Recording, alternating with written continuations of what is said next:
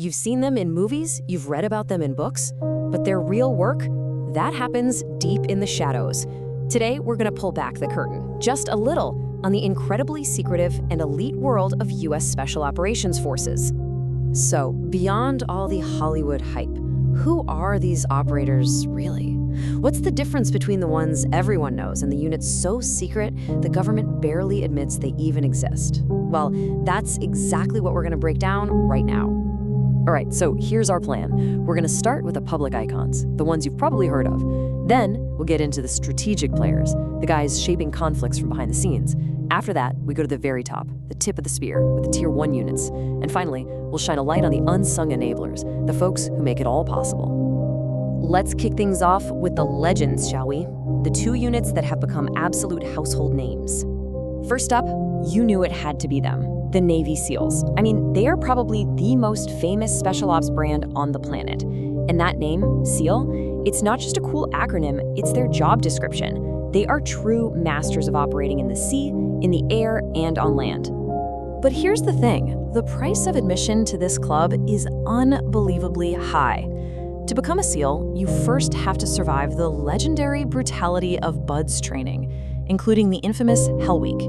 And this tells the story. On average, a staggering 80% of candidates wash out. They just don't make it. And next, we've got the U.S. Army Rangers. The simplest way to think about them, they are the military's premier go-to raid force. These guys are built for pure speed and overwhelming power, designed to hit any target, anywhere on Earth, within 18 hours of getting the green light. Rangers lead the way. It's not just some catchy motto, it's their entire identity. They're the ones kicking down the door. They are the first boots on the ground in some of the most dangerous places you can imagine. Okay, so we've talked about the door kickers. Now let's shift gears a bit and talk about the quiet professionals. These are the units whose job isn't always about direct combat. It's about playing the long game, focusing on strategy and partnerships. You probably know them as the Green Berets. That name became famous after President John F. Kennedy himself authorized their unique headwear back in 1961. And their mission is really one of a kind, unconventional warfare. Basically, they go into a country, they find local partners, and they train them up to fight for shared interests. And this gets us to a really core concept, the idea of a force multiplier. This is what Green Berets do best. A single 12-man team, an A-team, can go into a region and basically build a local army, multiplying their own combat effectiveness by a huge amount. And then we have the new kids on the block. Sort of. The Marine Raiders of MARSOC. They were only officially activated in 2006, but their history, their lineage, goes way back to the legendary Marine Raider battalions of World War II who pulled off these incredibly daring amphibious raids in the Pacific.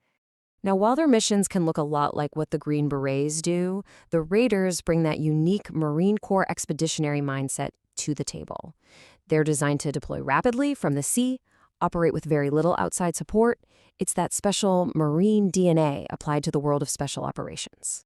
Okay, let's go deeper. We're now moving up to the very top of the pyramid, the most secret, the most elite, and frankly, the most deniable units in the entire U.S. military arsenal. So you hear this term Tier 1 thrown around a lot, but what does it actually mean? Well, it's not an official public term. It's shorthand for what the military calls Special Mission Units, or SMUs. These are the teams that get the call for the missions you never ever hear about, the ones with the highest possible stakes for the nation. First among equals is the Army's 1st Special Forces Operational Detachment Delta, or as everyone calls them, Delta Force. This unit is so secret that the Pentagon often won't even officially say they exist. Their specialty? High-stakes counterterrorism and hostage rescue. And this quote just perfectly captures the whole Delta ethos. These operators often don't wear uniforms. They grow out their hair, grow beards. Their goal is to be the gray man, totally invisible, blending into any crowd for LOVA's operations, right up until the second they decide to strike. Now, the Navy's equivalent to Delta is DEVGRU, the Naval Special Warfare Development Group.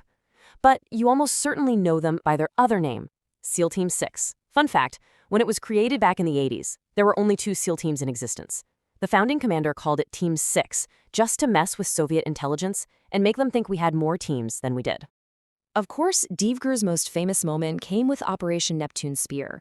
Just think about these stats for a second. Only 23 SEALs flew deep into Pakistan, found and killed Osama bin Laden, and got out all in under 40 minutes. It was a mission that absolutely defined modern warfare. But here's the thing that often gets left out of the story.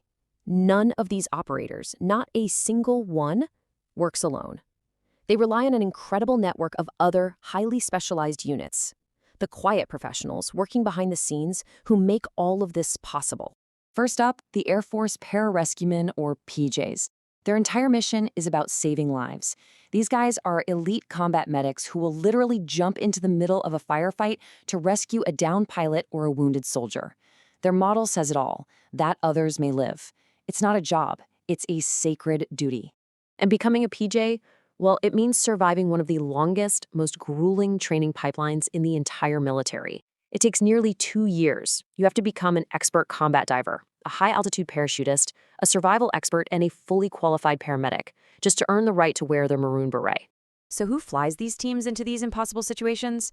That would be the 160th Special Operations Aviation Regiment, the Night Stalkers. This unit was literally born from the ashes of the failed Iran hostage rescue mission.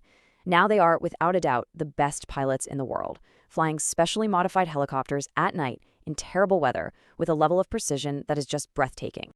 And in the end, this quote really gets to the heart of the entire special operations community.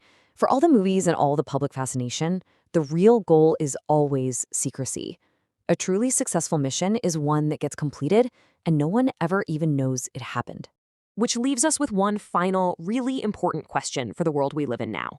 In an age of social media, constant leaks, and tell-all books, what happens to these forces and to the country they protect when the quiet professionals aren't